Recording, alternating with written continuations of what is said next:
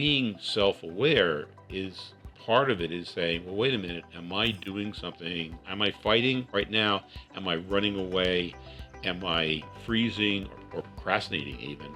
Am I just copying what everybody else is doing, or am I just doing something that's a rule or a habit that because I've already done it, I've always done it that way. Another thing that helps with this is remembering that perfection isn't necessary here, nor is consistency. And every time we remember to be present, makes it a little more likely, a little more easy to be present again the next moment. So our survival parts of the brain can get better and better by repeating the things that work. Fresh insights into what it means to lead today.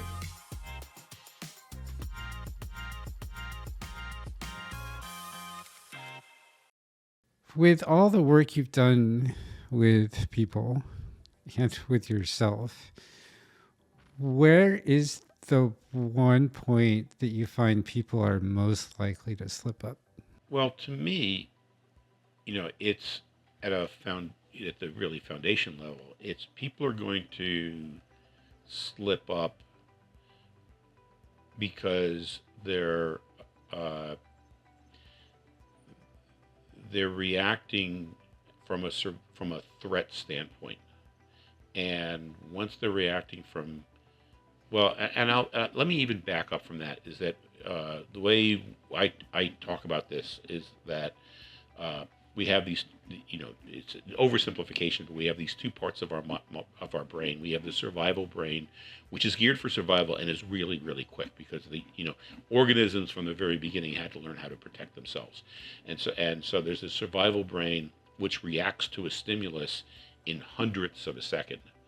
And as human beings, we have our resourceful parts of the brain, and again, oversimplifying, but primarily in the prefrontal cortex, which I could call the sage part, the resourceful part of the prefrontal cortex, which wake up to a stimulus in, say, 2 to 3 seconds.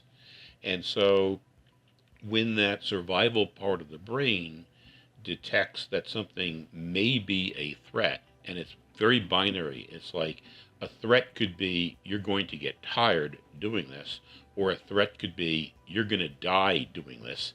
A threat is a threat. So it detects there's a threat, and then it comes up with some action. And so when you start recognizing there's 5 types of actions that limbic part of the brain will come up with. It's either going to be fight, flight, run away, freeze.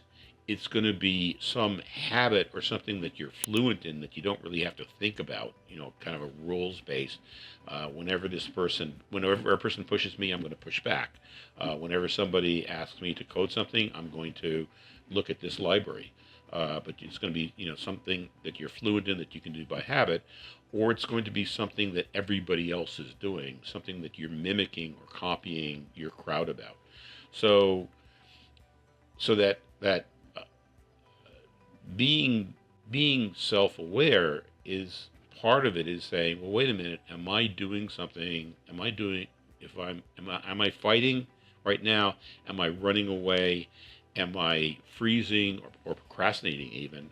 Am I copying what everybody else is doing, or am I just doing something that's a rule or a habit that because I've always done it that way?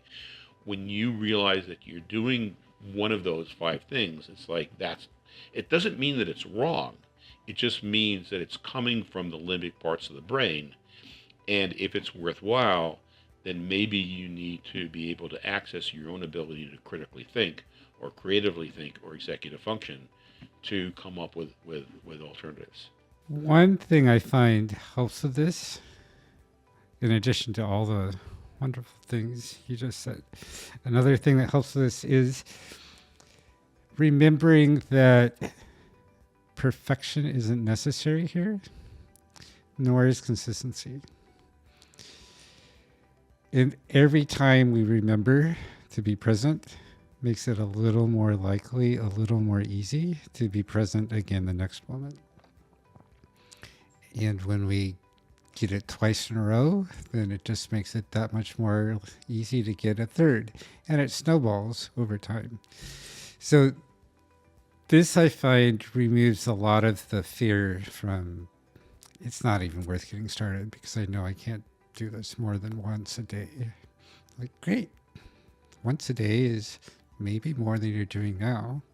And even if you know you're already doing once a day, that's making it a little easier, a little to now do it twice a day. And then 3 times and 4 times and on from there. And I'd say that another thing that helps us be open to trying some of these things is to understand again out of those 5 different ways that we react to situations, one of which is habits or fluencies. Habits or fluencies are built up by repetition. So our survival parts of the brain can get better and better by repeating the things that work. It may take cognitive effort the first time you become aware that oh my gosh, I'm in limbic mode, but after you've done that a second time and a third time, you're starting to develop the habit of doing it, and as you say, it becomes easier and easier.